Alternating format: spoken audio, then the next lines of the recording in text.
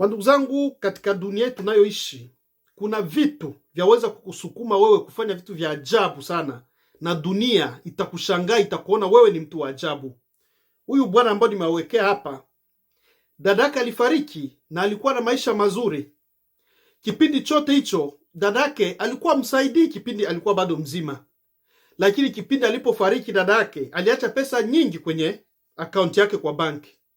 Huyo bwana aliamua kuenda kule kwa banki, ambie banki kwamba wampe zile pesa ambazo dadake ameacha kwa banki. Banki ikamwambia kwamba hatuwezi kukupa pesa mpaka tuone ushahidi kutoka kwa dadako kama amefariki ama namna gani.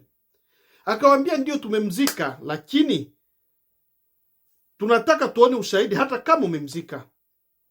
Huyo bwana alijaribu kujitetea pale kwenye banki, akawaonyesha mpaka karatasi ya mazishi ya dadake, walikataa kabisa.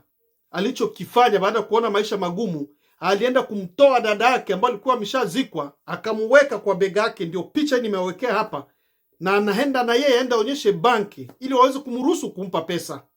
Muone wapi dunia imefikia. Kuna hali moja yaweza kukusukuma wewe kufanya vitu vya ajabu.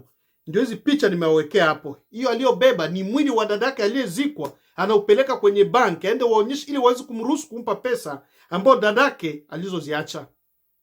Kama na wewe ndugu yangu, vitendo kama hivi vimekwisha kutokea pale unahitaji vitu vyako, wala unahitaji pesa halali yako, wanakunyima kwa sababu ya ushahidi fulani, weka like yako hapo na ugawe na watu wengine waone maajabu ya dunia hii. Asante sana.